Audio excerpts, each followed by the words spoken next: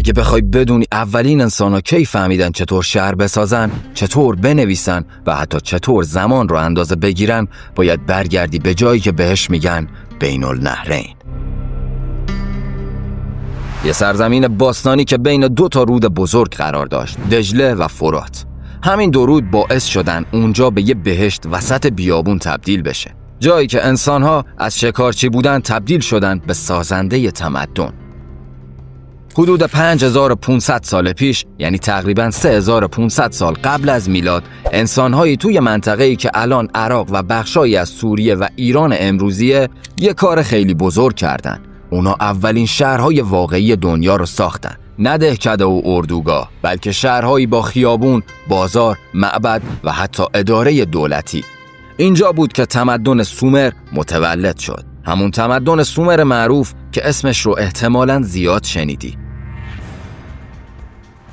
سومریا یه کار خیلی عجیب و باور نکردنی کردن. اونا برای اولین بار در تاریخ نوشتن رو اختراع کردن. بهش میگن خط میخی. روی لوحای گلی می نوشتن و با یه وسیله نوک‌تیز نشونه ها رو حک می کردن. اول فقط برای حساب و کتاب و تجارت استفاده می شد، اما بعدش ازش برای نوشتن داستانها و شعرها هم استفاده کردن. و جالب بدونی قدیمی ترین متن ادبی جهان هم مال همین سومریاست. داستان حماسی گیلگامش، یه افسانه اسطوره‌ای درباره پادشاهی قدرتمند و جاودانه که بعدها خیلی از قسمت‌هاش الهام بخش داستان‌های مذهبی مثل طوفان نوح شد. قبل از سومریا هیچ کس نمیدونست قانون یعنی چی، اما توی بین النهرین یه چیز جالب اتفاق افتاد. وقتی شهرها بزرگ شدن، مردم فهمیدن بدون نظم نمیتونن زندگی کنن. اینجا بود که برای اولین بار در تاریخ چیزی شبیه دولت شکل گرفت. پادشاه‌ها، وزیرها و کاهن‌ها هر کدوم نقش خودشونو داشتن. پادشاه حکم میداد، کاهن‌ها با خدایان در تماس بودن و مردم هم مالیات میدادن. شاید باورت نشه، ولی سومریا حتی مدرسه هم داشتن. بچه‌ها رو میفرستادن مدرسه تا نوشتن با خط میخی یاد بگیرن و این تازه شروع کار بود. سومریا عاشق ساختن بودن. یکی از شگفت‌انگیزترین بناهای اون دوران زیگورات‌ها بودن.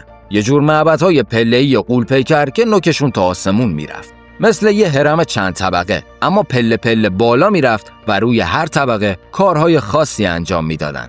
بزرگترینشون توی شهر اور ساخته شده بود.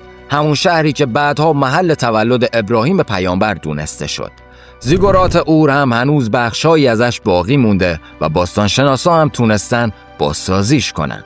حالا شاید باورت بشه یا نه، برای اون زمان ساختن همچین بنای شاهکاری واقعاً یه مهندسی خاص احتیاج داشت. اونا نه جرثقیل داشتن، نه آهن، نه ماشینالات، فقط نیروی انسان و ذهن خلاقش. اما چیزی که باعث شد این تمدن شکوفا بشه نه خدایان بودن، نه جادو، بلکه آب بود. بین دجله و فرات خاک خیلی حاصلخیز بود، چون هر سال این دو رود طغیان می‌کردند و زمین رو با گل و مواد معدنی می‌پوشوندن.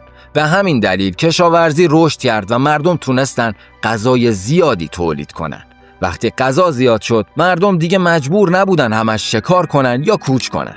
پس یه جا موندن، شهر ساختن و اینطوری تمدن شکل گرفت. شهرهای سومری خیلی زود با هم رقابت کردند. شهرهایی مثل اور، اروک، لاگاش، کیش و نیپور هر کدوم خدای خودش رو داشت و برای قدرت بیشتر با بقیه می جنگید. اینجا بود که اولین جنگ‌های سازمان یافته تاریخ شکل گرفت و اولین ارتش‌های واقعی دنیا توی همین بین النهرین درست شدن. سربازهایی با نیزه، سپر و کلاهخود برنزی. در واقع سومریا اولین کسایی بودند که به صورت حرفه‌ای جنگیدن رو یاد گرفتن. حدود 2300 سال قبل از میلاد مردی به نام سارگون آکدی یا سارگون آف آکد از شمال بین النهرین ظهور کرد. اون یکی از قدرتمندترین مردان تاریخ شد. سارگون تونست تمام شهرهای سومری رو یکی کنه و اولین امپراتوری واقعی جهان رو بسازه.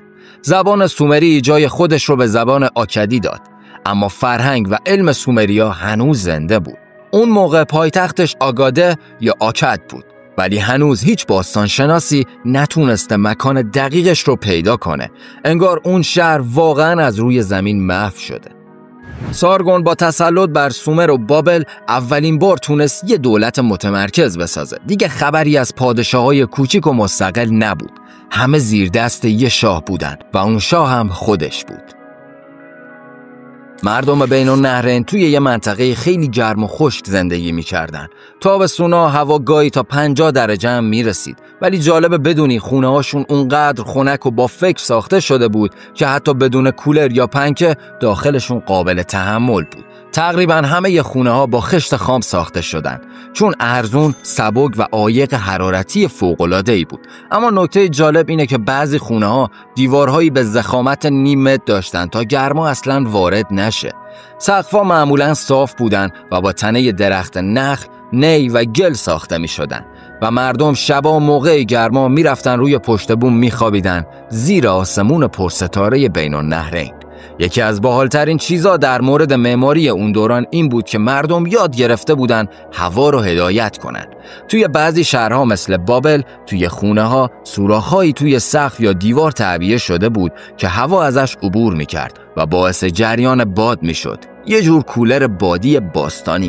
یعنی خونه‌ها حتی حوض کوچیک وسط حیاط داشتن که تبخیر آبش باعث خنکی فضا میشد.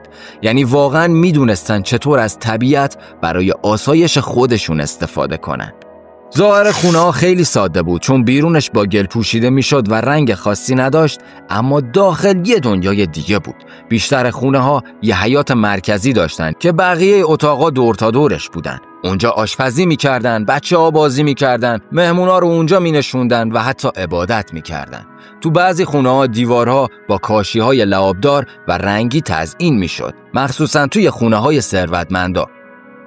و یه نکته جالب که اینجاست که آدم میگه اینا واقعاً نابغه بودن، چون تو بعضی خونه‌های بزرگ حموم و سیستم فاضلاب وجود داشته. واقعاً لوله کشی داشتن. اونا با آجر و سنگ مسیرهایی درست کرده بودن تا آب از حموم و توالت به کانالای زیرزمینی بره و به رودخونه‌ها تخلیه بشه. حتی توی شهرهایی مثل اور و بابل باستانشناسا لوله‌های سفالی پیدا کردن که دقیقاً مثل لوله‌های امروزی کار می‌کردن. یعنی مردم بین النهرین 4000 سال پیش چیزی داشتن که توی اروپا تا قرن 18 میلادی هنوز اختراع نشده بود. توی هر خونه یه آشپزخونه کوچیک که معمولاً گوشه ی حیاط بود داشتن. اونجا یه اجاق با گل درست می‌کردن که با زغال یا هیزم کار می‌کرد و قابلمه‌هاشون از سفال بود. غذاهاشون هم بیشتر شامل نون جو، ماهی، خرما، پیاز و حبوبات بود. ولی ثروتمندا حسابی خوشگذرون بودن. غذای اونا شامل گوشت گوسفند، اردک، شیرینی‌های خرمایی و حتی آبجو بود. بله، آبجو اختراع سومری هاست. اونم حدود 5000 سال پیش. مردم سومر و بابل عاشق زیبایی بودن. حتی توی خونه هاشون، وسایل خونه هاشون فرشای بافته شده از پشم و نی، کوزه ها و گلدونای تزیینی، صندلی و تختای چوبی ساده و مجسمه کوچیک از خدایان یا حیوانات. لباساشون هم سبک و خنک بود. مردم معمولاً یه لباس بلند از پشم یا کتون می پوشیدن. زنها هم لباساشون با دوخت تزیینی و جواهرات زیاد، مخصوصاً گوشواره‌های بزرگ و گردنبندهای سنگی. شبها شهر کاملاً تاریک نمی‌شد، چون مردم از چراغ‌های روغنی سفالی استفاده می‌کردند. روغن داخلش می‌ریختن و یه تیکه پارچه به عنوان فتیله و شعله کوچیک که خونه رو روشن می‌کرد داشتن. توی بعضی معابد صدها چراغ با هم روشن می‌کردن تا نورش از چند صد متر دورتر دیده بشه. باستانشناسا موقع حفاری خونه ها یه سری چیزای خیلی جالب پیدا کردن. استخون حیوانای قربانی شده زیر کف خونه ها، لوح‌های دعا برای محافظت از خانواده، مهره‌های استوانه‌ای مخصوص هر خانواده و حتی مجسمه‌های جن و روح محافظ توی دیوار دفن می‌کردن تا خونه‌شون تسخیر نشه. خیلی‌ها معتقد بودن خونه‌ها باید توسط کاهن پاکسازی روحی بشن تا ارواح خبیث وارد خونه نشن. یه چیزی شبیه رسم اسپندود کردن امروزی خودمون. شهرها معمولاً با خونه‌های چسبیده به هم ساخته می‌شدن، چون سایه‌های دیوارها باعث خنکی کوچه می‌شد. خیابونا باریک بودن و پیچ در پیچ، ولی وسط شهر همیشه یه میدون بزرگ و یه زیگورات وجود داشت. محله‌ها بر اساس حرف‌ها تقسیم می‌شدن. مثلا محله مخصوص آهنگرها، یکی برای سفالگرها و یکی مخصوص کاهنا. و جالبه بدونی توی شهرهایی مثل اور و لاگاش حتی مدرسه و کتابخانه هم داشتن.